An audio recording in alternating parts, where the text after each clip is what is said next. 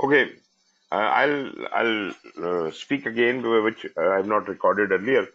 So today we are going to cover the role of project manager, and the role of project manager, that is the third chapter of PMBOK, the role of the project manager, will be covered in these five headings: overview, definition of the project manager's sphere of influence, and project management competencies, and ultimately the performing integration.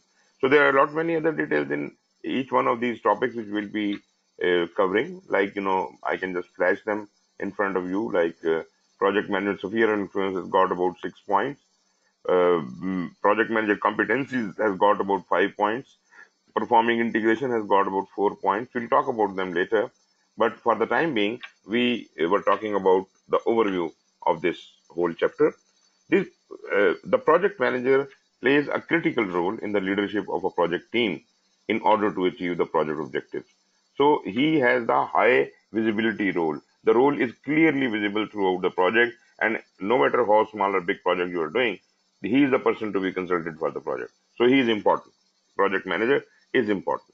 No matter how small project is, how small the project manager is. Many project managers become involved in the project from the initiation through closing. This is generally required. The project manager is involved right from the initiation till closing, and it is not advisable to change the project manager in the way. And I also insisted that uh, our project manager assigned to this project must not be assigned to any other duty, no other project and no other operational duty.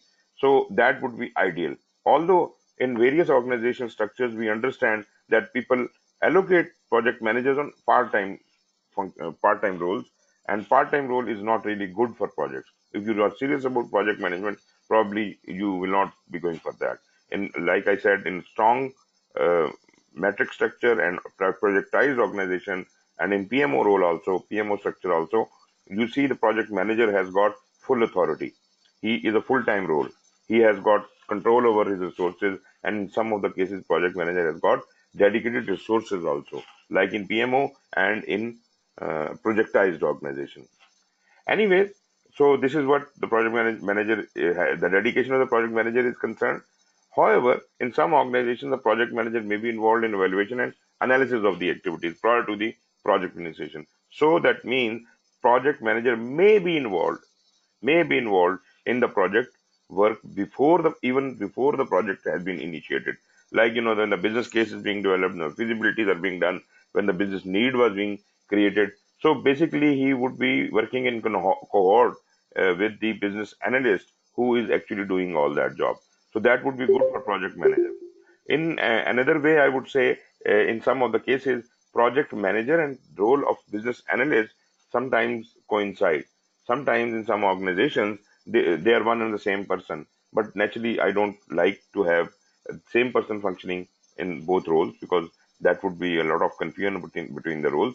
So let the business analyst be a separate person, project manager be a separate person, and project manager working as soon as possible, even before initiation, with the business analyst, while the business need is being established, when the business case is being established, the feasibility is being done, and all that. That would give project manager a better outlook on what is going to be doing. Another thing about it is the business analyst is usually more concerned about the product of the project, whereas the project manager is more concerned about the working involved, because he is responsible for day-to-day working of the project.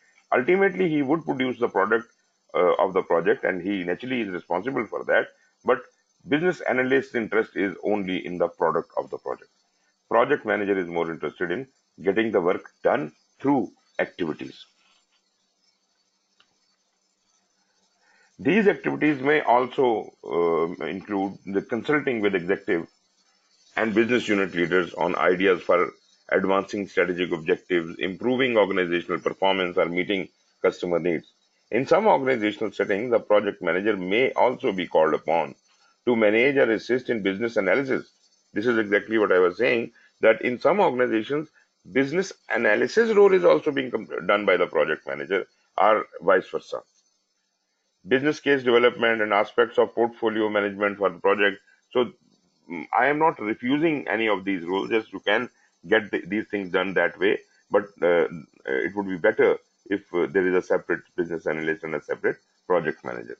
A project manager may also be involved in follow-on activities relating to realizing the business benefits from the project. Once the project has been finished, although the role of the project manager is finished, but if you want to continue him in the business analysis role, then probably he can be retained for realization of the business benefits also. But that is a special case. That is not within the responsibility of the project manager. It is an optional addition to his role. The role of the project manager may vary from organization to organization. Ultimately, the project management role is tailored to fit the organization. Whatever type of organization you are in and whatever procedures and policies they are following, according to that, your role of project manager will be defined in the same way that the project management processes are tailored to fit the project. So you can also tailor the project management processes and also the role of the project manager to fit the needs and requirements of the organization. Role of the project manager is distinct from that of a functional operations manager. Number one thing is that projects are anyways temporary endeavor and they have to finish one day. So project manager's role will finish someday. Project manager is not a permanent job. So basically, even if you are hiring a project manager on a permanent basis, then you are assigning him on projects, and after every project is complete and the next project is not awarded, you are just retaining him in operational role. Basically, you are paying him for doing nothing. But basically, his role is to manage a project, and if there is no project, a project manager is just being paid for nothing.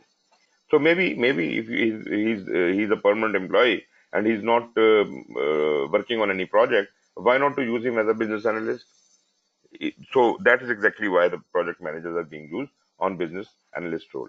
But anyways, we are here talking about the difference between the project manager, functional manager, and operational manager role.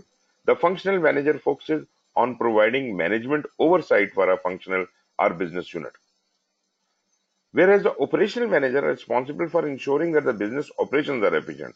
So there is a difference between the functional and the operational manager, although both of them are the operational roles, but functional managers are those who provide oversight, the management oversight, maybe the financial management oversight or human resource management oversight, so IT management oversight.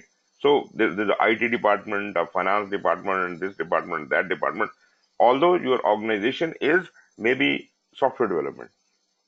So in this software development organization, these distinct functional roles are looking after various aspects of the organization, but the core function of your organization is IT, is software development.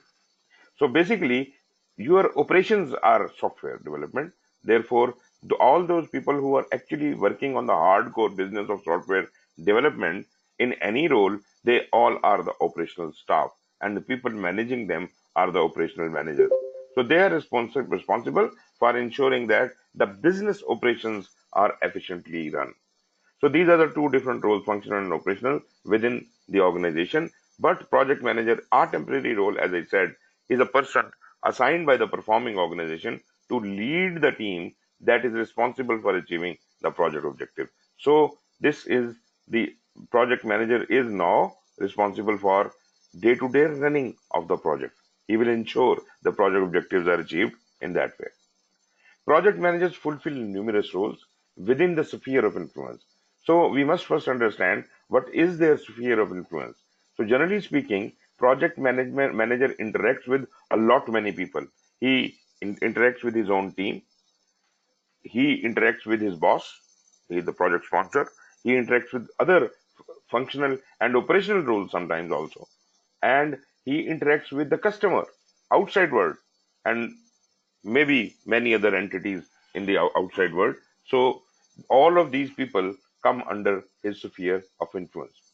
These roles reflect the project manager's capabilities and are representative of the value and contributions of the project management profession. This section highlights the roles of the project manager in the various spheres of influence. So the sphere of influence is shown here. And project manager is sitting at the core. He's mostly interacting directly with his team, with other project program and portfolio managers and resource managers. This is the direct interaction with these people. So this is this interaction is very specific to project. But then he also needs to interact with other bodies within the organization, like the sponsors, governing bodies, steering committees, even the PMO. This is a second tier he interacts with. This is within the organization and outside of the project. So he is interacting with these people. And then there is yet another circle, another sphere, and that is outside of the organization. And that includes anybody and everybody who could have any impact on the project. These are the stakeholders, these are the suppliers, these are the customers, end users, government, lobbying groups, and all that. These all come under the extreme outside sphere. So this is generally known as the sphere of influence for the project manager. The project manager leads the project team to meet the project objectives and also the stakeholder expectations. Just minded that these are the two basic objectives of the project manager, that he is also looking at the project objectives as well as the stakeholder expectations. So he has to check the alignment of project objectives with the organizational objectives, and stakeholder expectations must also be kept in mind. So if any one of these things are not aligned, then probably it has to be questioned and it has to be straightened up.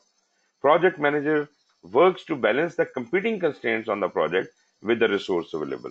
So whenever project manager has got limited resources, and naturally when there is a high demand, the supply may be less, and this less supply will cause a situation in which there is a competition of resources.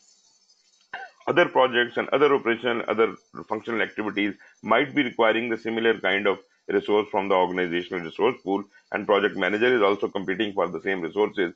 So maybe he may find difficulty in getting those resources. So he has to be interacting in a very limited resource, and he has to balance these competing demands. Like, if he has less time, then the cost and scope will be impacted, and many other risks can also impact. So there could be many constraints. There could be scope, time, cost, quality, resource, risk, and lot many things which could cause some kind of resources.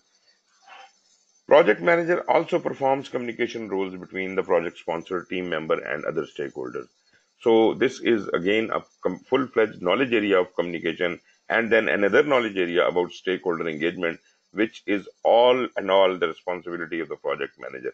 He has to keep in communication with all of his stakeholders, and all the proper reporting mechanisms should be established. So project manager has a big role of communication here, because 90% of the time of the project manager is spent in communications. This includes providing direction and presenting the vision of success for the project. Project manager uses soft skills in addition to the hard skills. Hard skills are the technical knowledge about project management or the work of the project. So, beside that, he need to interact with people, and interacting with people and dealing with people, like interpersonal skills and ability to manage people. These are all called soft skills, in which we will have the conflict management, competing demands, and all that. So he will be actually needing the soft skills to deal with people, to balance the conflicting and competing goals of the project stakeholders in order to achieve consensus. Very difficult job, so many stakeholders, and every stakeholder might be having a completely different requirement and need and expectation, and you are not only to fulfill all their requirements, but to convince them and bring them to a consensus status. In this context, consensus means that the relevant stakeholders support the project decisions and actions even when there is not 100% agreement. So they must be informed transparently what is happening and what is important and what is not important, and which of their demands cannot be fulfilled due to what reasons. So if they are taken on board, they are taken in confidence, they are uh, their hand is being held by the project manager throughout the life of the project, they will be kept engaged, and therefore some consensus can build and we can still be successful. Research shows that successful project managers consistently and effectively use certain essential skills. Research reveals that the top 2% of the project managers are as assigned by their bosses, and team managers distinguish themselves by demonstrating superior relationship and communication skills while displaying a positive attitude. Ability to communicate with stakeholders, including the team and sponsors, applies across multiple aspects of the project, including but are not limited to developing finely tuned skills using multiple methods. This is something which is very important, and I find most of the project managers here in Pakistan lacking in this. I don't say that nobody has these skills. Many people are very good in written expression, in verbal expression, and non-verbal expression. But most of us, most of the students I have, they have problem writing and speaking. So you must practice. Without being prepared for this role, you probably will not be able to express yourself either in writing or orally, and ultimately you will lose your balance. You will not be able to, do what you say. Creating, maintaining, and adhering to communications plans and schedules. This is again a very important aspect, that whatever you plan, you must do accordingly. You must act accordingly. Communicating predictably and consistently. Communications should not be haphazard. Communication should be properly planned, and everybody should know what communications have to happen, where, when, and how. So everything is predictable, everything is noted down and jotted down in some of the plan, and we are doing that consistently according to the plan. So if we have not planned the communications, then probably at odd times odd communication requirements will arise, and we will be trying to generate those communications which were not even planned. People are not aware, and somebody will like to avoid that, and ultimately that will damage the project ultimately. Seeking to understand the project stakeholders' communication needs. That is the first step. Whenever you are trying to establish the communication needs, go to the stakeholders and ask them what they want and when. So, stakeholders' requirement is supreme. They will tell what do they want to know. Do not try to inform everybody with everything. If you start communicating everything with to every stakeholder, then probably it is going to be very harmful. Maybe some of the stakeholders do not want so much of a volley of fire coming to them in shape of information. They may be perturbed by that, so they need only that much information what is required to them. So give them that abstracted information what is their requirement. So to determine that, you must understand the needs of the stakeholders and expectations of the stakeholders. uh, Making communication concise, clear, complete, simple, relevant, and tailored. Communication should not be unlimited. If I ask you a question and you start explaining it for next 2 hours, that is not a concise communication. That is not a clear communication. You must speak, with the use of minimum use of words. You must learn to express yourself completely, clearly, and simply, not using any difficult words as if nobody can understand. And whatever you talk about must be exactly relevant. Don't talk irrelevant things. So you must learn how to communicate in this manner. Be concise, clear, complete, simple, relevant, and tailor this communication according to the need. Whatever the stakeholder you are talking to, how does he wants to communicate? In what language? In what detail? Including important positive and negative news. So when you are communicating, you should not be you should not avoid bad news. This is very important. People generally avoid bad news to their boss. Whenever there is a bad news, they don't tell their boss, just because it will not give a good impact and this and that. But that is very bad practice, because this is getting the problems under the carpet, and they will explode someday, and then you will have no answer to explain. So whatever the news is, better good news or bad news, anything important must be communicated to your boss, and ultimately that will smoothen out the way for further planning and correcting the error. Then incorporating the feedback channel, again a very important thing. Once one of my teachers taught me that no feedback is bad feedback. Feedback is always good. And this is a very interesting thing, that maybe somebody is abusing me. That is a feedback is giving me. How could that be good? First of all, accept the feedback at the face value. Do not resent it. Do not respond to it. Do not react to it. In other words, I would say. So listen to the feedback. If it is a bad feedback, that maybe the person is providing a wrong feedback, but still it will highlight certain problems in your relationship with that person, or your personality characteristics might have some flaws which have been highlighted and have been the result of that breakout. So negative feedback is very good feedback, because that tells you to improve yourself. Whereas the good feedback is anyways a good feedback, and that you should cherish, and you should even use it for further enhancing your your your way of working. Relationship skills involving the development of extensive network of people throughout the project manager's sphere of influence. These networks include formal networks such as organizational reporting structures. So you must define a well orchestrated structure in which how the different reports will travel within the organization. So organizational reporting structure, what informations are going to what level, who all are involved. This all must be properly designed and managed in communications. The informal network that project managers develop, maintain, and nurture are very important. Sometimes they have to have uh, informal kind of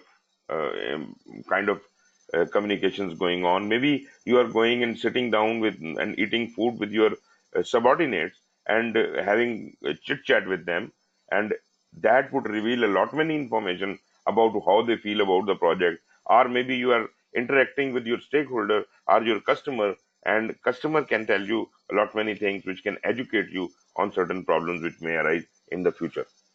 Informal networks include the use of established relationships with the individuals, such as subject matter experts and influential leaders. Use of these formal and informal networks allows the project manager to engage multiple people in solving problems and navigating the bureaucracies encountered in a project. Previously, I have also mentioned about politics in project. Politics in project, I said before that politics is not bad if it is not being used for the wrong purpose. Politics is a very good thing. You must know and understand, you must be clever enough to know and understand whom to communicate with, in what tone, and why. And you should take full advantage of that knowledge in a positive way. Project manager proactively interacts with other project managers also.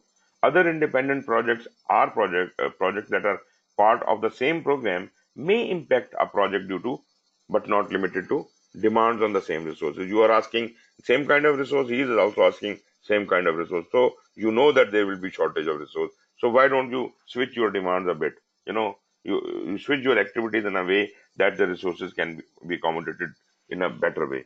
So when the resources are free from him, maybe you can utilize them. Priorities of funding can be, adjusted accordingly. Receipt or distribution of deliverables and alignment of project goals and objectives with the organization. All of these things can be impacted. Interacting with other project managers helps to create a positive influence for fulfilling the various needs of the project. These needs may be in the form of human, technical, or financial resources and deliverables required by the team for project completion. The project manager seeks ways to develop relationships that assist the team in achieving the goal and objectives of the project. So the basic purpose is the goals and objectives of the project, and all the relationships you are developing, they are not for some long-term relationship with those people, although that could be a benefit uh, outside of the project. But basically, what relationship we establish during the project are for the betterment of the project, are for achieving the goals and objectives of the project, and that's exactly what it is. If you don't like a person, Doesn't matter in your normal private life you like him or not, and how do you behave with him. But as far as the project is concerned, this is not your personal self. It is to achieve the goals and objectives of the project, and you have to act politically and wisely. Project manager maintains a strong advocacy role within the organization. He is basically uh, the the person who represents the project, and he will defend the project. He will fight for the project, and naturally, whomsoever is the project sponsor or who is advocacy somebody is doing, project manager has to educate that person as to what is to be defended. The project manager proactively interacts with the managers within the organization during the course of the project and keep them, satisfied what is happening. Project manager also works with the project sponsor, that is important, to address internal political and strategic issues that may impact the team or the viability of quality of the project. Project manager may work toward increasing the project management competency and capability. That is something very important within the organization as a whole, and is involved in both tacit and explicit knowledge transfer or integration initiatives. Project manager needs his team to be properly trained in whatever competencies they need to portray. Manager also works to demonstrate the value of project management. People should understand how important project management is. Increase the acceptance of project management in the organization. Advance the efficacy of the PMO when one exists in the organization.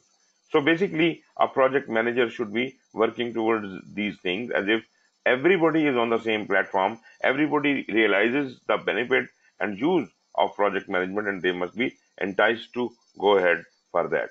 So this is not only that he is telling these things to his team members, but to other operational and functional managers, and even sometimes the top level executives are also being briefed by project manager on these aspects. Depending on the organizational structure, so see, we have talked about the organizational structure, and various organizational structures have different mechanism of reporting and communications. So in project manager may be reporting to a functional manager, especially in a functional organization, or a weak matrix or a balanced matrix. So probably he is either interacting with the functional manager, or he is directly reporting to the functional manager. In other cases, the project manager may be one of the several project managers who report to a PMO, and there is no functional manager. That is in projectized or a PMO type of structure, or a strong matrix also, or a portfolio or program manager. He may report to him also, who is ultimately responsible for one or more organization-wide projects. The project manager works closely with all relevant managers to achieve the project objectives and to ensure the project management plan aligns with the portfolio and the program plans. Project manager also works closely and in collaboration with other roles such as organizational managers, subject matter experts, and those involved in business analysis. In some situations, the project manager may be an external consultant placed in a temporary management role. So, as I was already telling you, the project manager, if he is not running a project, probably he can be used for many other roles as well. The project manager stays informed about current industry trends. That is, talking about industry, he must know what is happening in the industry. If you are in cement industry, then if you are a project manager, you must learn what are the trends in the cement industry, who are the competitors, what is happening in the market. So project manager takes this information and sees how it may impact or apply to the current projects. These trends include but are not limited to the product and technology development, new and changing market niches, standards. What standards are there for project management, for quality management, information security, etc.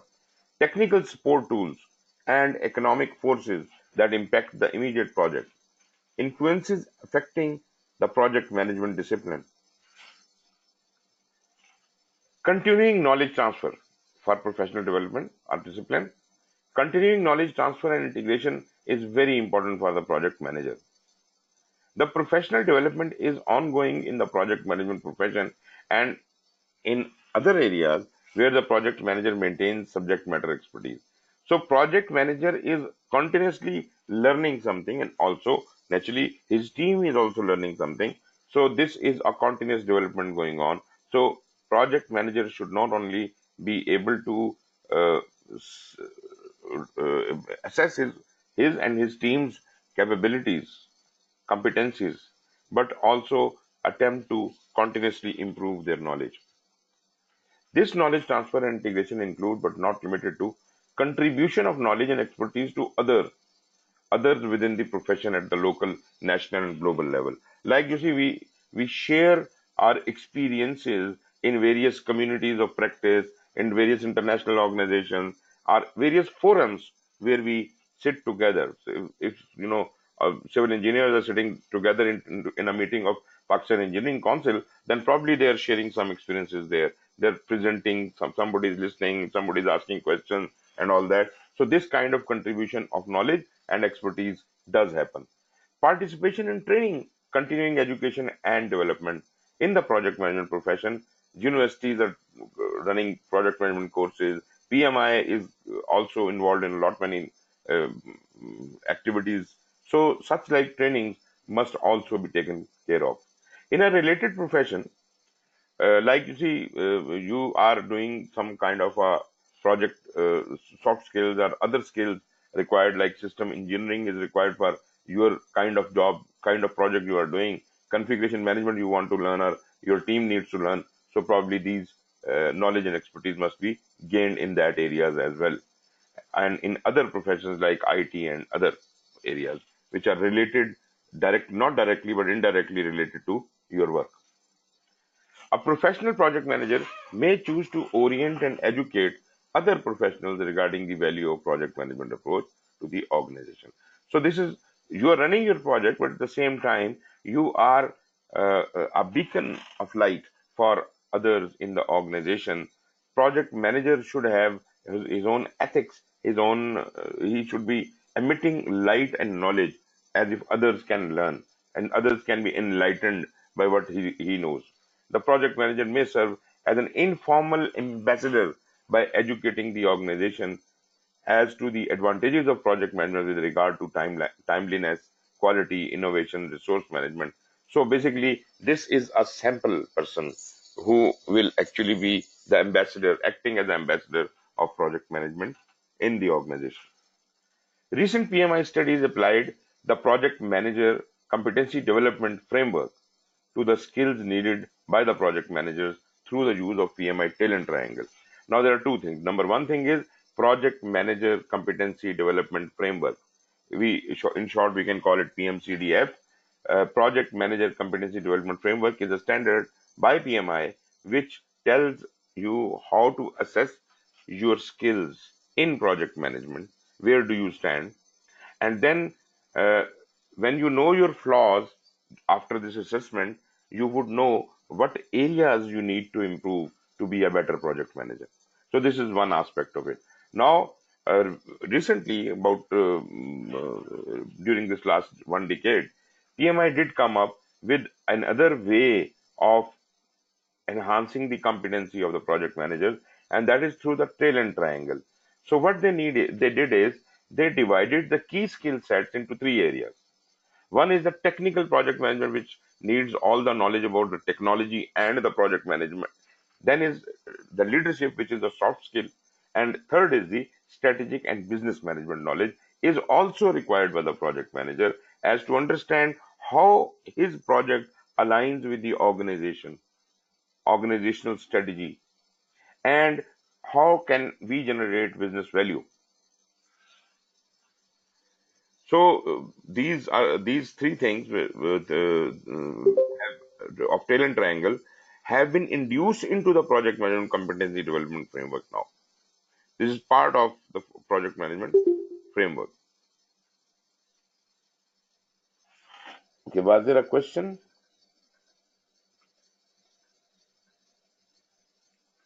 Faisal? Okay, Shariar, is there a problem in my voice? Are you able to hear me? क्या यार बटी?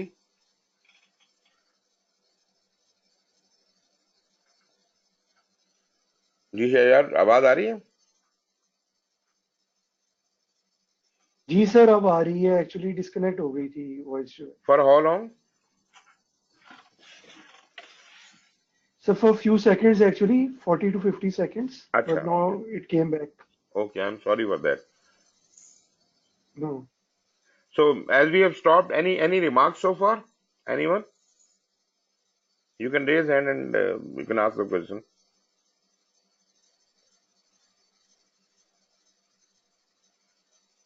Okay, if there is no question, then I will like to move ahead. Okay, as I have already introduced you to the talent triangle, let us see what is in the talent triangle. Technical project management means the knowledge, skills, and behaviors related to specific domains of project, program, and portfolio management. The technical aspects of performing one's role. Leadership is a soft skill, as I said. The knowledge, skills, and behaviors needed to guide, motivate, and direct a team to help an organization achieve its business goal. Strategic in business management is the knowledge of and expertise in the industry and organization on that enhanced performance and better delivers business outcomes. So these are generally these three areas are defined like this. Now let us see what is inside each one of these. In today's increasingly complex, competitive global market, technical skills are simply not enough. Previously, people used to think that it's only the technical skills. You know project management, then you can manage any project. That is not the case. Uh, yes, I do agree that if you are a senior, experienced person and you may not be from the same field, still you can manage that kind of project. But that does not mean that anybody can take on that challenge. You have to have some other skills to manage that. And secondly, whatever the area of expertise of that project is, you must have some knowledge about it, some technical knowledge about it. Even if you have not been from the same area, at least you must spend some time to learn about that thing, and then you will be able to manage it even better. Companies are seeking added skills in leadership and business intelligence to support long range strategic objectives that contribute to the bottom line. So, here we talk about the strategy. The ideal set, the PMI talent triangle, is a combination of technology, technical, leadership, and strategic and business management expertise. To stay relevant and competitive, you must develop these employer demanded skills. So, technical management, project management skills are defined as the skills to effectively apply project management knowledge to deliver the desired outcome for projects and programs. There are numerous technical project management skills, like you should know the knowledge areas in this guide, describe many of these necessary project management skills. Project managers frequently rely on expert judgment to perform well. And expert judgment, again, I would say, is not the gut feeling of a person. Expert judgment is purely knowledge based, experience based. It could be the expert opinion of the project manager himself, or he could seek expert advice from any source, from his team members, from his seniors, from his peers, or from subject matter experts, or even consultants. So, wherever it is written expert judgment, that does not mean that this is only the experience of the project manager. This could be the opinion sought from anyone from anywhere. Being aware of personal expertise and where to find others with the needed expertise are important for success as a project manager. So, project manager should know where he needs to uh, get in touch with other people to get the expert opinion, and his personal expertise will value add to that. According to research, the top project managers consistently demonstrated several key skills included focus on the critical technical project management elements for each project they manage. This focus is as simple as having the right artifacts readily available. So if you are well prepared, if your documents and their formats and the procedures and policies are well in place, then probably you are ready for the technical project management. At the top of the list were the following critical success factors for the project. Every organization can find out or can formulate their own critical success factors, and they can differ from organization to organization. Schedule is very important to be created and to be followed and duly amended continuously. Selected financial reports can also indicate what you should be doing, and issue log is a big indicator of what is going wrong in the project. Focus on the critical technical project management elements for each project they manage. Tailor both traditional and agile tool techniques and methods for each project. So nowadays, the traditional project management is on its way out, but you must live with the new way of living, new way of project management, and that is the shift from traditional to agile is being viewed and experienced by today's project manager. Make time to plan thoroughly and prioritize diligently. So there is no shortcut to that. You have to plan thoroughly and prioritize diligently. Manage project elements including schedule, cost, resources, risks, and many others. Then comes the strategic and business management skills, which involve the ability to see the higher level overview of the organization and effectively negotiate and implement decisions and actions that support strategic alignment and innovation. This ability may include a working knowledge of other functions such as finance, marketing, and operations.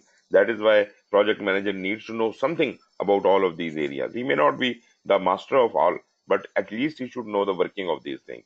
So he have to deal with. Actually, a project is a small little organization within the bigger organization. So project manager has to account for the financing of his project, the marketing of his project, the operations of his project. Related to his project, this is the management of a whole organization in a way. Strategic and business management skills may also include developing and applying pertinent product and industry expertise.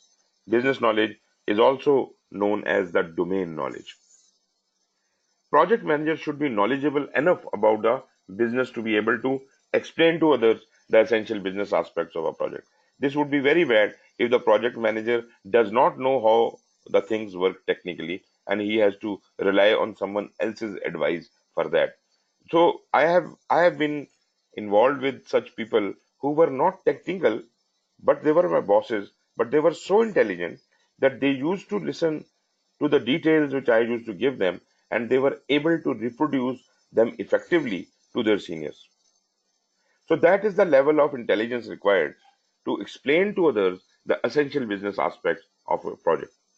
Work with the project sponsor, team, subject matter experts to develop an appropriate project delivery strategy and then be able to implement that strategy in a way that maximizes the business value of the project. And I have already talked about the business value. I'm sorry, Sharja, I didn't see. Please, what is your point?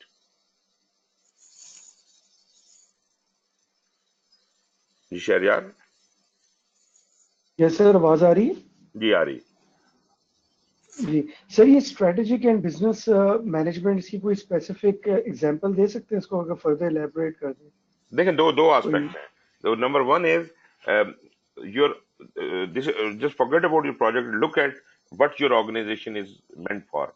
Your organization must have had its own vision, mission, goals and objectives, then strategies and all that, and that is exactly why this the all the functioning in this organization is happening due to that vision, mission, goals, objectives, and the strategies. So there are a number of strategies which are actually in vogue to actually satisfy certain long-term, short-term, and medium-term objectives, and ultimately reaching towards the vision. So every employee in the organization must be aware of the direction the organization is taking. Why are we doing what we are doing? He should know.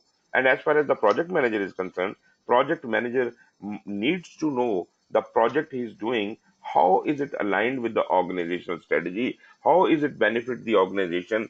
in meeting the vision, mission, and whatever the higher level things are. And at the same time, the other aspect is how it is adding value to the business. That is a business management aspect. How my project will add value to the business. So these are the two aspects: aligning with the organizational strategy and adding to the business value. Is it okay? Fair enough, sir. Thank you. Wonderful.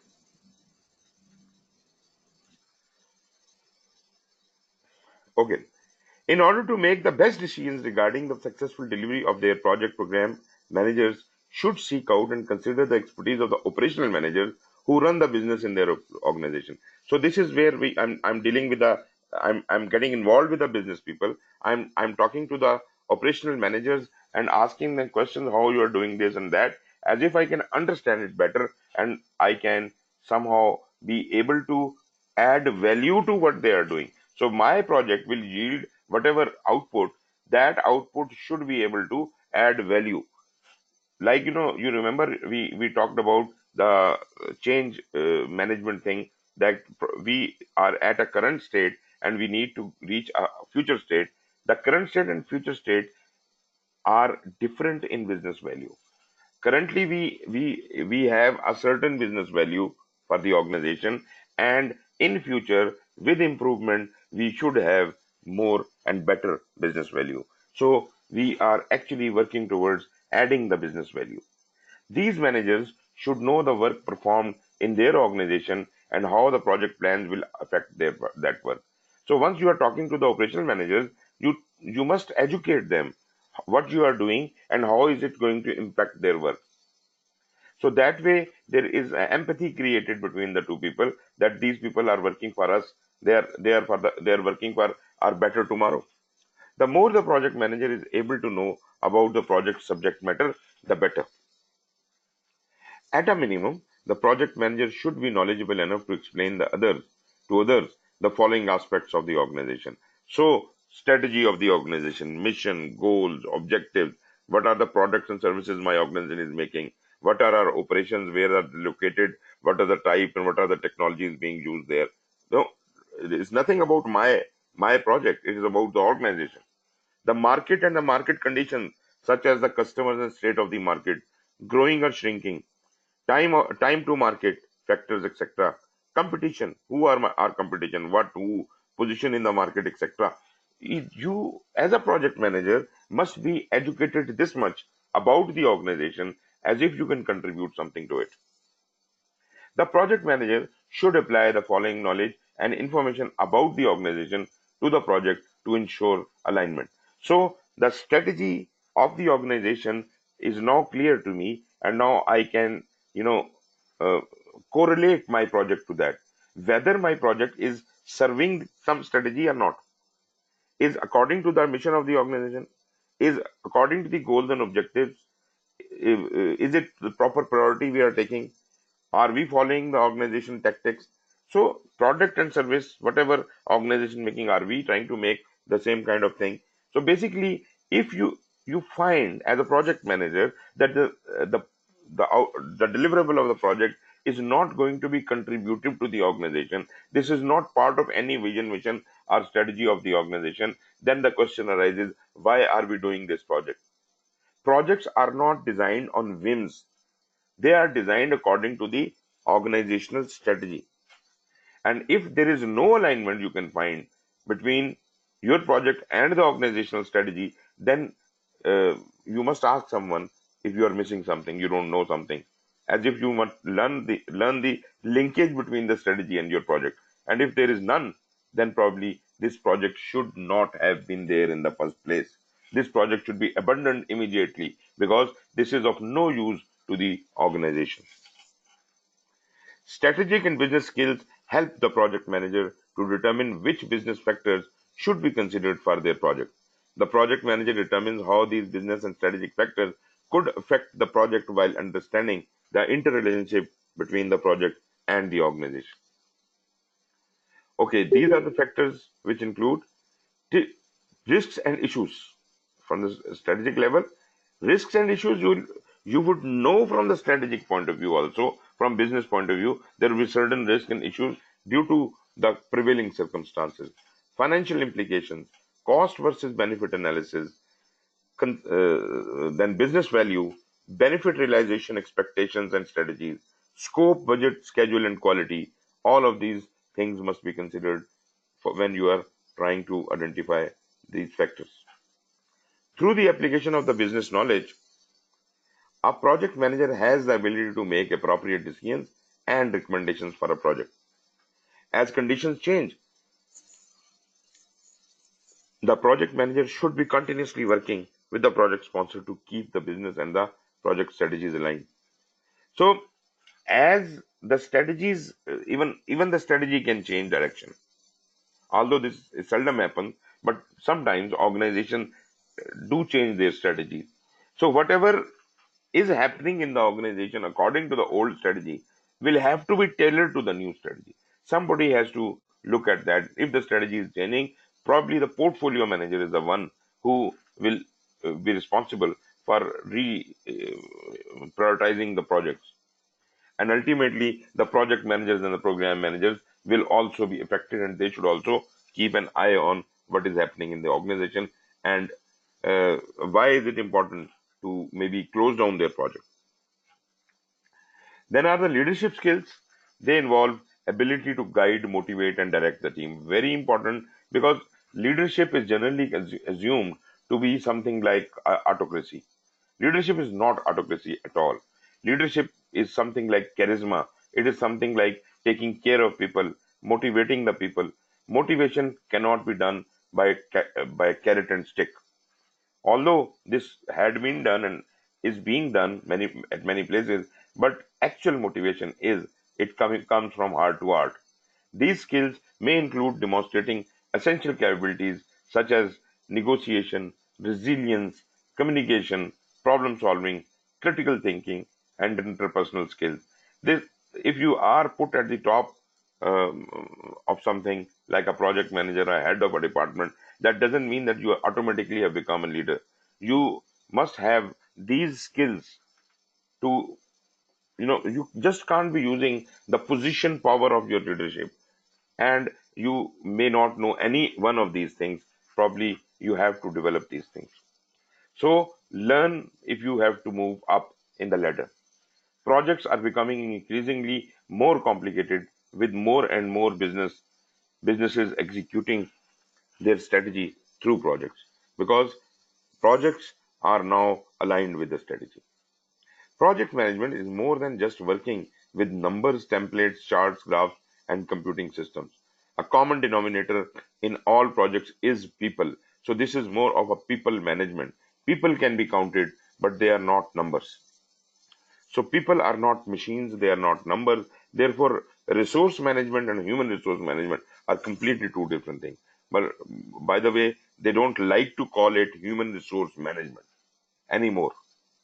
First of all, the HR people have changed it to people management, and now they don't like the word management also. So when you are dealing with people, you are basically not controlling them or managing them. You are helping them, assisting them, and working with them. Dealing with the people. A large part of the project manager's role involves dealing with the people. Project manager should study people behavior and motivation. So he should be a bit of a psychologist as well. Project manager should strive to be a good leader because leadership is crucial to the success of projects in organizations. Project manager applies leadership skills and qualities when working with all project stakeholders, including the project team, the steering team, and the project sponsors. As far as the qualities and skills of a leader, uh, research shows that qualities and skills of a leader include, and not but not limited to, he should be a visionary. Being a visionary. Now, let's read it what this visionary means. Help to describe the products, goals, and objectives of the project, able to dream and translate those dreams for others. I have a very strong feeling about being visionary. Generally, whomsoever is put in the leadership role, suddenly we start believing that he is a great visionary. and that is absolutely trash. How can someone who has just been placed on a leadership role can suddenly become visionary? If he doesn't have that skill to visualize things, to dream on, how can that be a visionary person? Just because he has been placed in a position, he suddenly becomes visionary. It is not that that person is visionary. We are actually just pumping it. So, a project manager must be intelligent enough. A project manager must be able to look beyond reason and translate those dreams downward. So, number one, critical thinking. Yes, of course, critical thinking is required, logical thinking is required, but at the same time, creative thinking is a tool which is also required. And I must say that vision does not come from top. I know you will not agree with this statement, but vision does not come from top. That is completely an absurd statement that the top level person is always visionary and other everyone is a donkey. No, actually, the top person is so intelligent that he collects the vision from his people and gives it certain words and get all of them agreed on that. That is the vision. So, vision is of the organization, it is never of a person. Visionary is about the organization. So, if a person, if it was person, if the vision is coming from the person, then that person, when he goes away and a new person comes on top, the vision, why do the vision changes? Why do the organization start behaving in a very different way? Just because that was a personal vision of one person and the other person is having a completely different opinion. So that destroys the organization. You should have an organizational vision, and organizational vision should stay. People and leaders may change. Anyways, so you should be having a logical, um, creative thinking and critical thinking, which makes you a visionary. Being an optimistic and positive. Be positive. Always think positive. Naturally, there are a lot many books written on it, and people do believe that if you can think positively, you probably can be successful. Being collaborative, you must collaborate with others, with seniors, juniors, and your peer level. Managing relationships and conflicts by building trust amongst the people, satisfying concerns, seeking consensus, balancing competing and opposing goals, applying persuasion, negotiation, compromise, and conflict resolution skills, developing and nurturing personal and professional networks, taking a long term view that relationships are just as important as the project. So, I know all of these skills you might have heard about, but I am sure you do not have all of these skills together in yourself. So, if you feel that you are maybe lacking in negotiations, maybe you need to improve on that. So, attend some lectures, brush up your skill, and you can, you know, enhance your competence due to just by working on your soft skills. Then, communicating to spending sufficient time communicating. Uh, Research shows that top project managers spend 90% of their time on a project. This I already told you. So, sufficient time of the project manager must be spent in communications. Number one.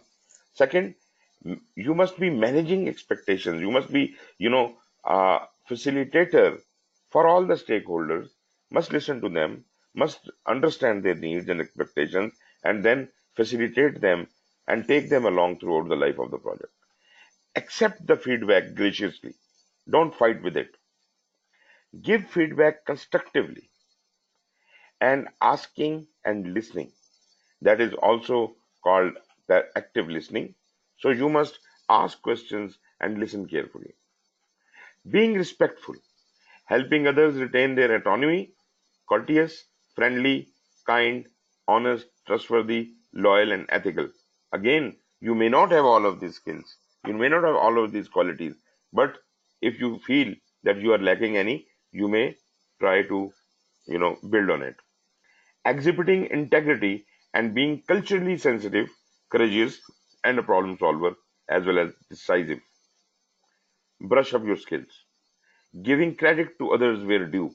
That is something very, very important, and most of us do not have this courage. They, they cannot give the credit to others. If there is a credit due of a subordinate, give him that much honor that they have, that he should be able to, be proud of what he has done.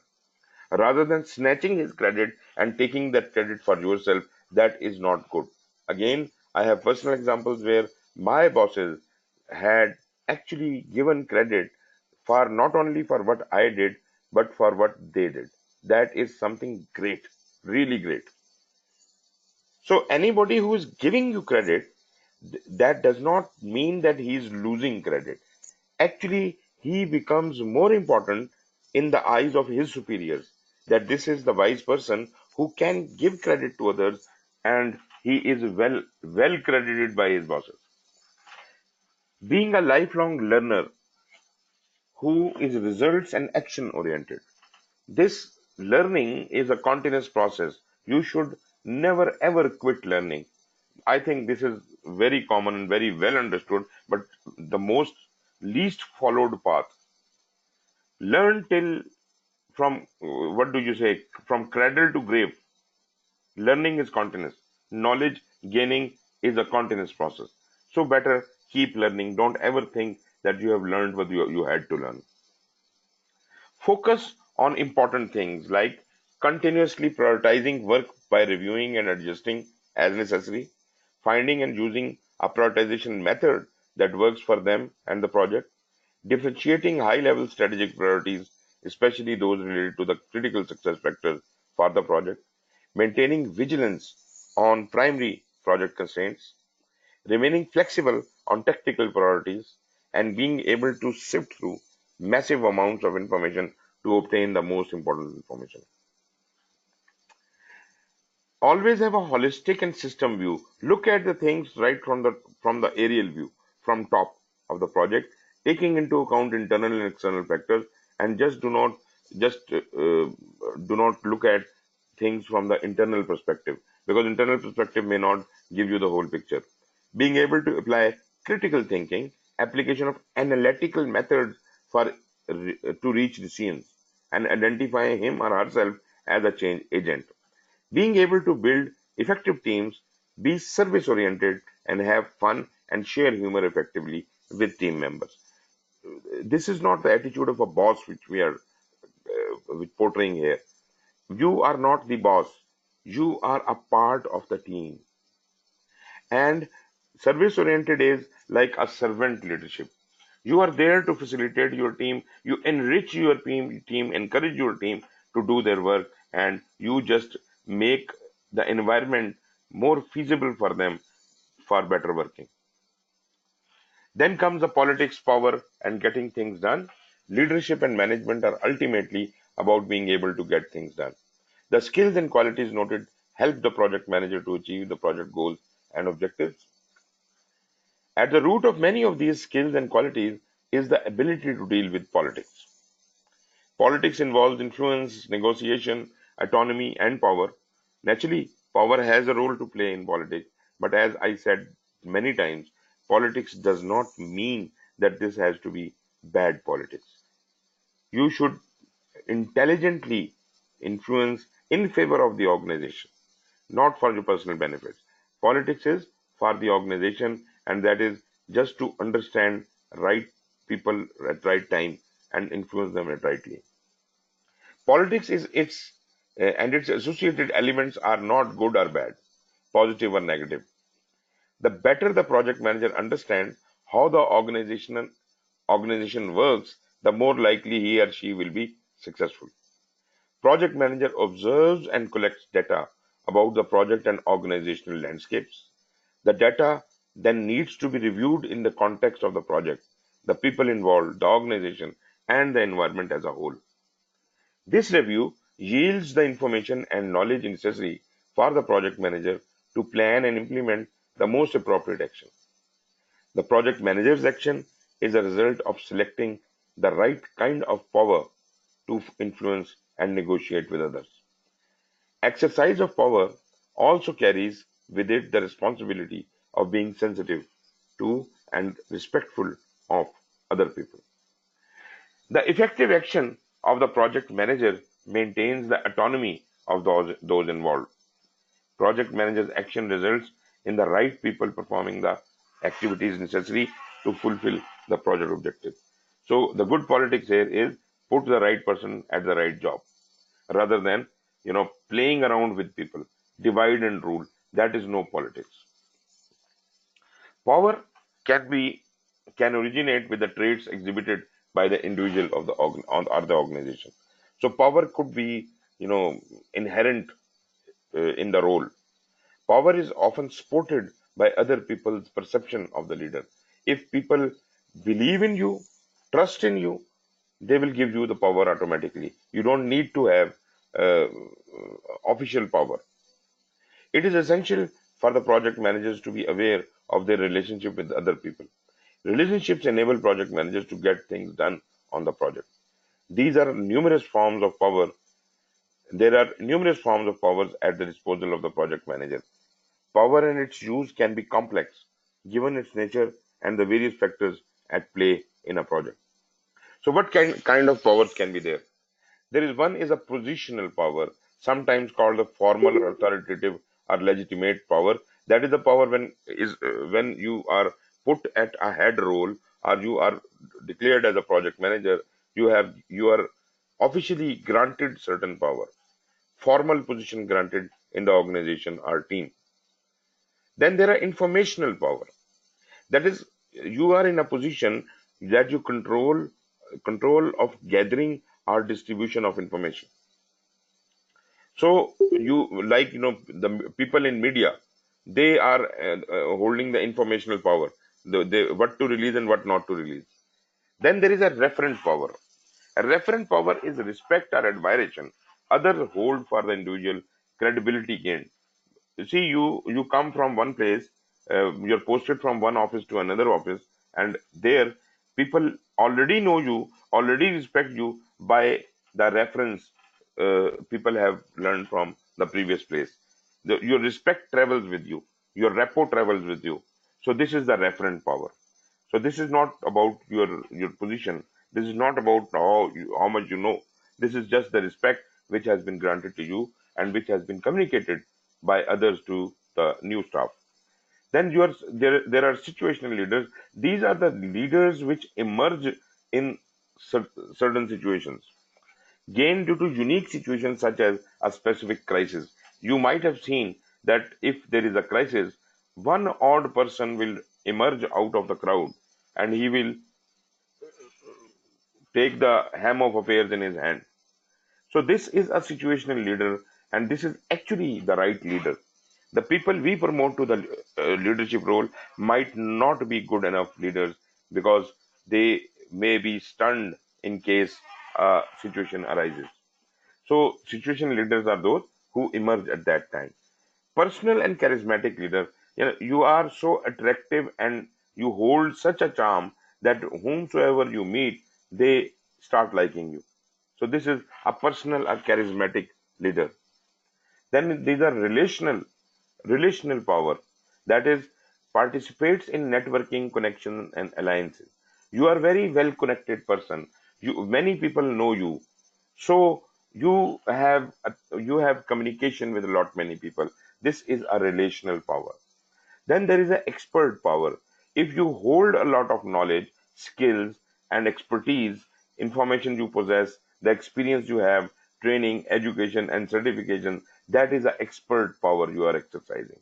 Then are reward oriented powers, ability to give praise, monetary, or other desired items. If a rich person can, you know, give away his money or distribute, he has power to give away something, so this is a reward oriented power. So all the people he can give away money to, they would be humble to him. Then there are other people who are punitive or coercive. That is ability to invoke discipline or negative consequences. This is a negative kind of a punishment kind of a person. He is a person who will punish you, who will beat you, or who can somehow penalize you on and control you through that. So this power is by coercion. Then we have ingratiating power. This is application of flattery or other common ground to win favor or cooperation. This is very common in our country.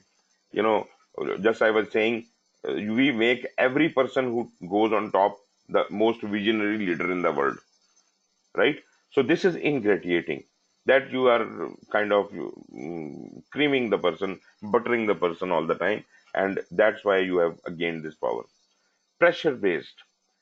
Limit freedom of choice or movement for the purpose of gaining compliance to desired action. You might have seen people who say you have only two choices, either go this way or that way.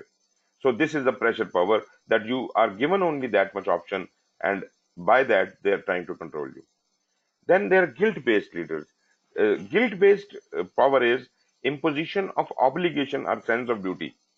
Like you see, because you are a national of Pakistan, you are supposed to defend Pakistan. So that kind of you are being there is certain guilt has been imposed you. Just because you are a Muslim, you have to speak up, something like that.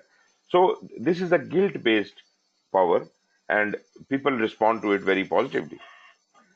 Uh, in persuasive power, ability to provide arguments that move people to a desired course of action. So you are a good orator, you are a good speaker, you can persuade people in whatever you want to convey. Then there is a avoiding power. That is interesting, because this is a person who refuses to participate. You know, he doesn't come to the meetings, he doesn't face the audience, and doesn't, wherever there is adversary, this person is found missing. This is avoidance, avoiding power. Top project managers are proactive and intentional when it comes to power. These project managers will work to acquire the power and authority they need within the boundaries of organizational policies, protocols, and procedures, rather than wait for it to be granted.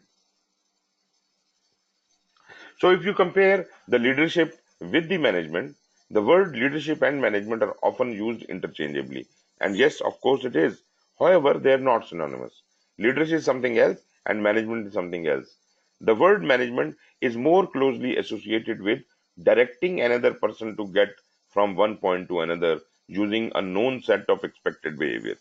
So when you are managing a person, is that you are getting him to do something in a specific way, and you expect that this will be the result. In contrast, leadership involves working with others through discussion or debate in order to guide them from one point to another. So leadership is quite different, in which you convince the people, you motivate them, and you work with them. So you see, the management leader in leadership, leader is in the forefront. He leads. In management, he is at the bottom. He is just observing you. So he has given you orders, and he is seeing how you are performing. In leadership, the person takes command of the people and take them along on that path. The method that a project manager chooses to employ reveals a distinct difference in behavior, self-perception, and the project role. I'll show you a table on management and leadership later. Project managers need to employ both leadership and management in order to be successful. The skill is in finding the right balance for each situation. The way in which management and leadership are employed often shows up in the project manager's leadership style. In this table, you can see the difference between the management and leadership.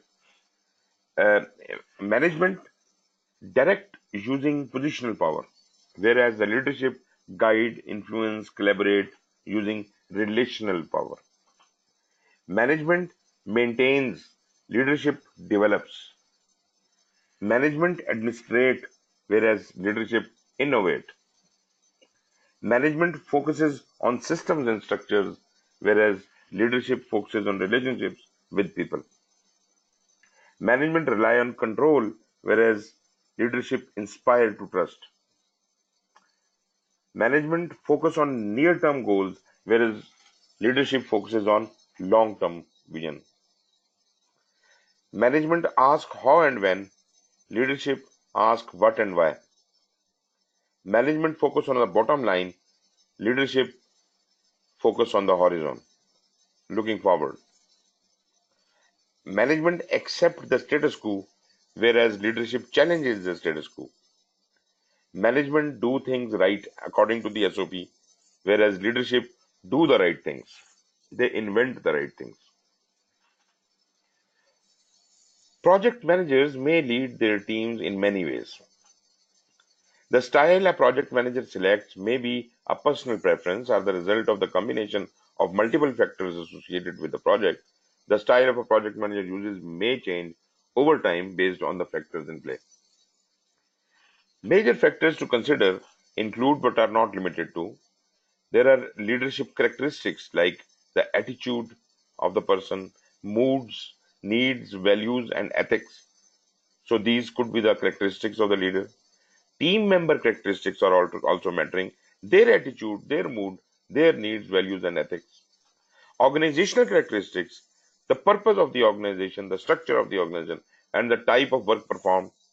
And environmental characteristics are social situation, economic state, and political elements. So these are the four major factors which will determine the leadership style you will take. Research describes numerous leadership styles that a project manager can adopt.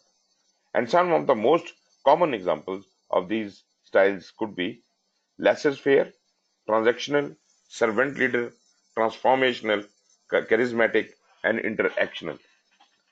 So you have already seen the various types of powers. And now we are, if you have those powers in mind and you understand what those powers are, now you can create the leadership style. Laissez-faire is where everybody is considered equal, educated, well informed, self, bubbling with ideas, self organizing.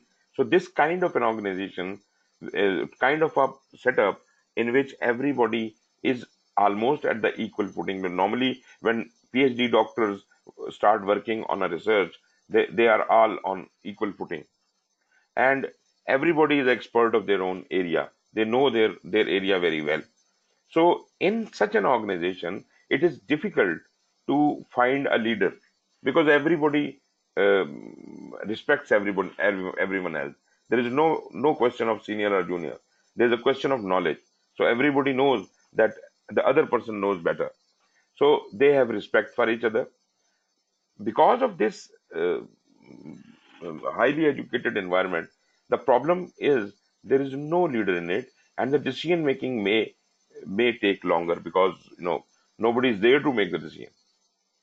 So allowing the team to make their own decisions and establish their own goals, also referred to as taking hands off style. In a transactional leadership, focus is on goals, feedback, and accomplishment to determine rewards. So you have given the focus, the team will design their way out themselves, and you will only interfere when needed. Management, by exception, interfere only when needed. So when there is a report or return, that come to you. If there is a change request, then come to you. Otherwise, the people will manage themselves. And transactional leadership, you do not do the micromanagement. There is no need for micromanagement because the team will manage by itself. Then is the servant leadership. It is even more flexible than the transactional leadership. In servant leadership, project manager has no authority at all on the team. He is the servant leader. He is just going to be making the things available, facilitating the environment for the team.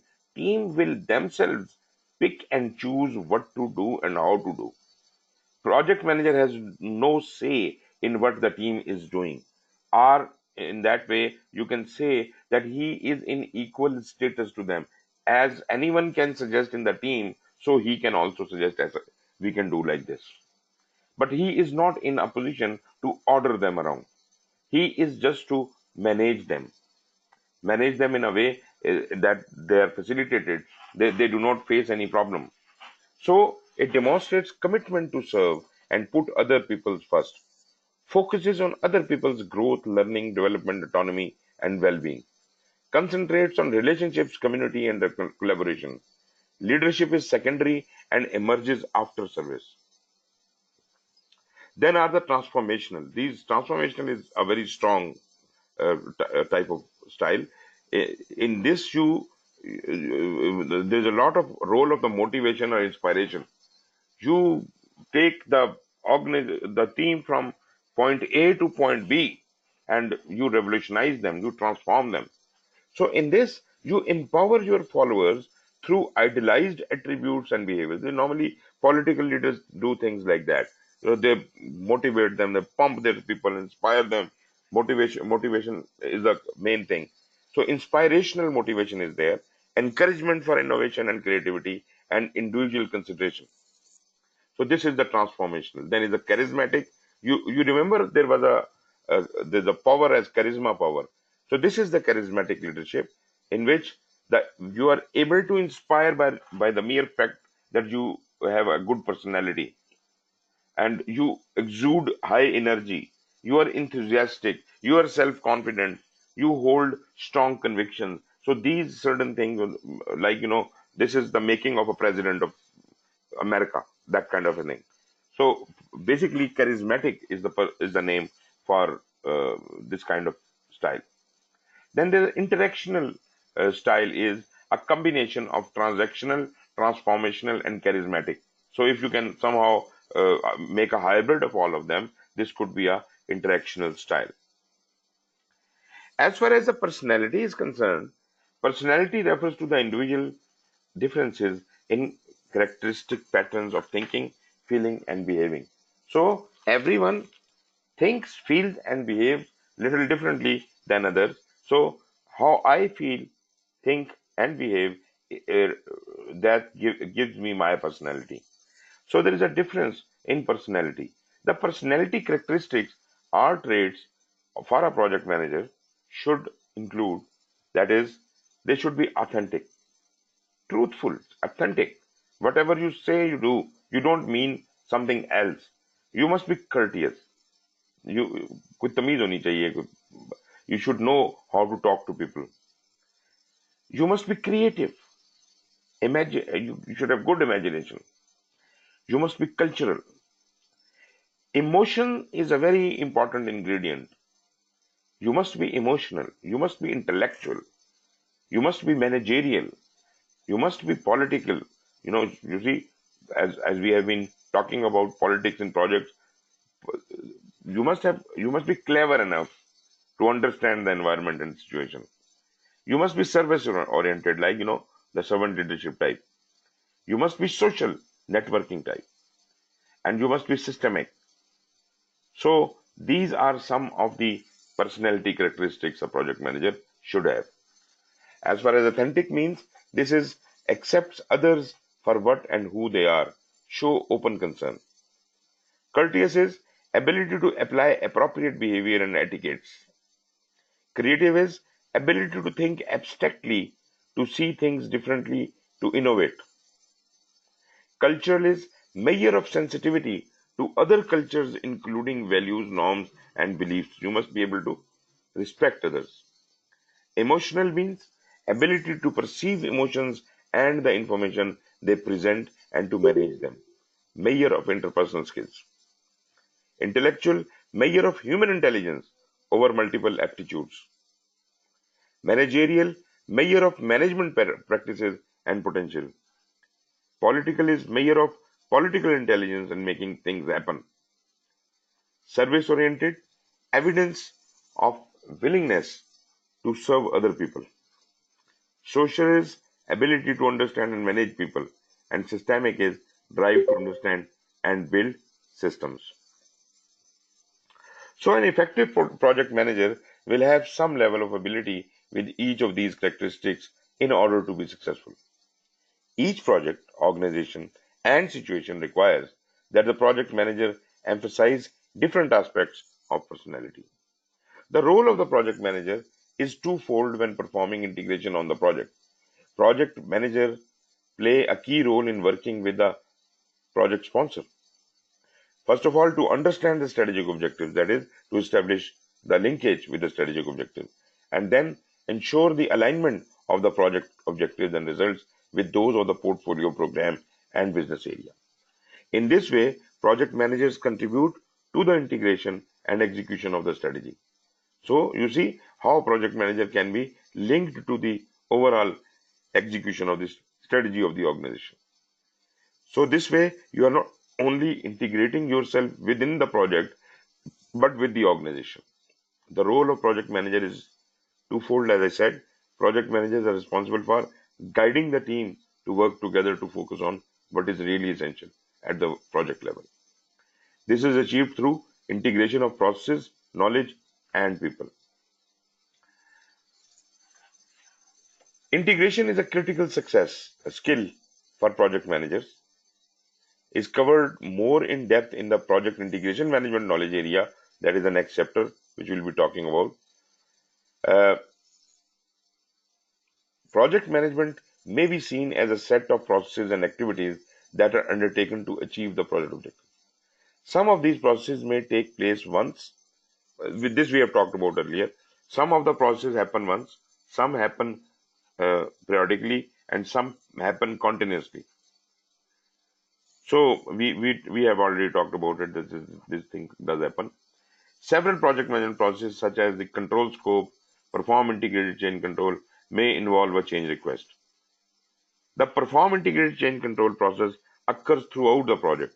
So you will see, we will talk about these things more thoroughly, but then you will understand now. Right now, you don't know what these processes are.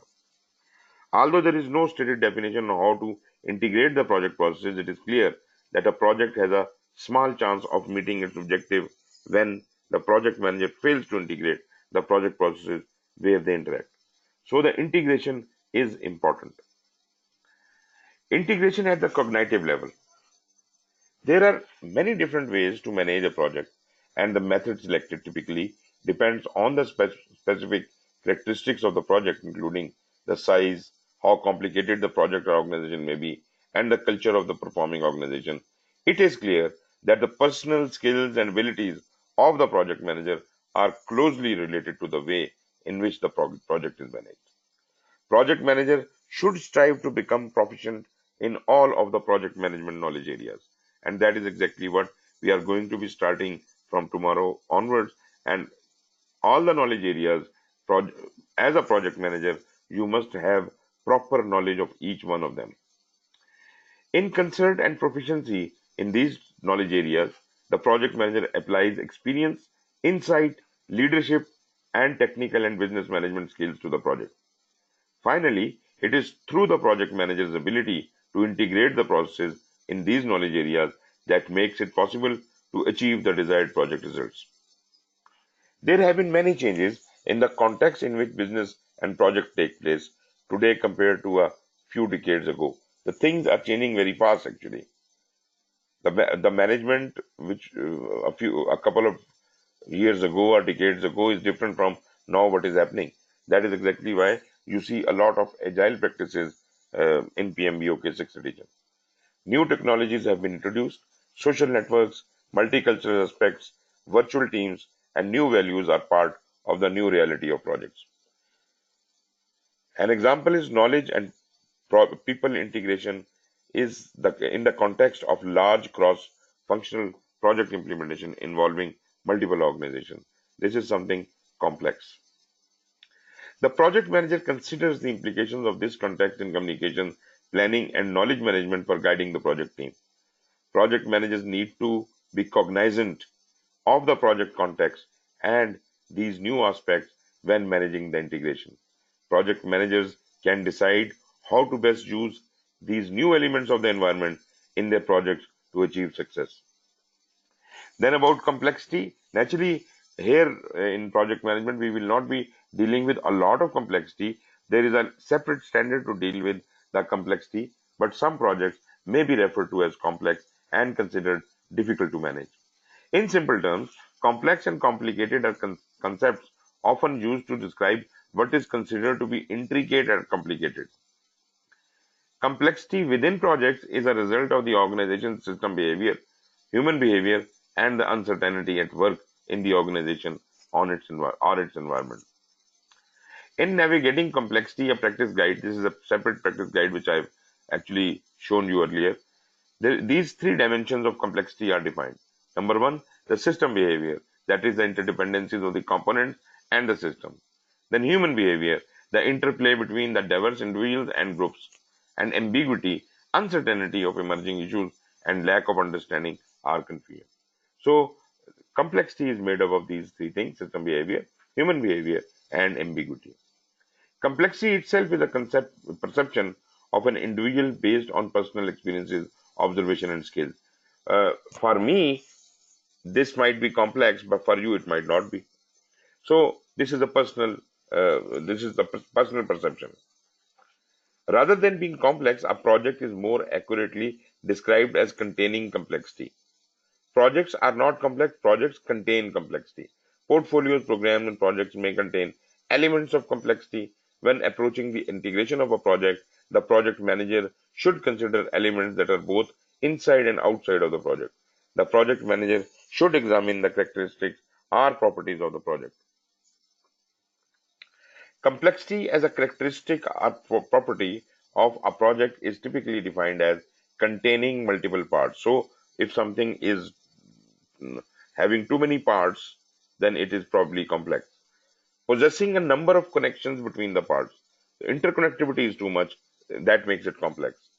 Exhibiting dynamic interaction between the parts. So anything can communicate with anything, then there is a complexity in communication. Exhibiting behavior produced as a result of those interactions that cannot be explained as a simple sum of the parts, that is synergetic in nature. So this is also another kind of complexity.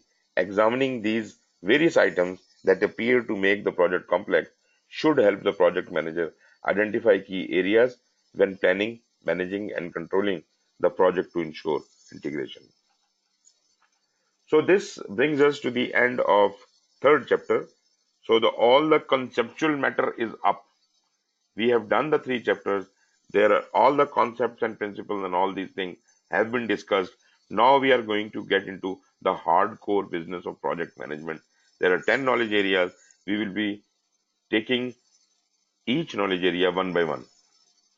But before doing that, in the beginning of tomorrow's lecture, I will first define the interaction uh, between the project management processes, how these process groups integrate with each other. Once that is understood, it will be even much easier for you to understand the subsequent lectures. So, so far, whatever we have talked about, I know today I had been speaking a lot all the time. I did not give you any chance to speak, but this is now the chance to raise your hand and ask any questions if you have.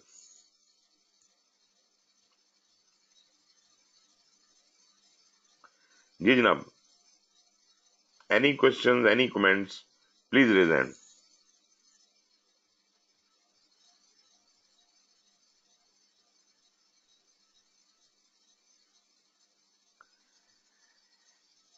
Nothing? Okay. You see, these lectures are going to be available on YouTube. You must go through the presentation and see if there is anything you need to ask. We can give you a time in the tomorrow's class. In the beginning, you can ask any questions. You can go through it, and then even if you don't have the slides, you have the PMBOK with you. So PMBOK will. I'm exactly following PMBOK. Okay, if there are no other questions, uh, let's call it a day. Thank you very much for your patience and see you tomorrow. Take care and the office.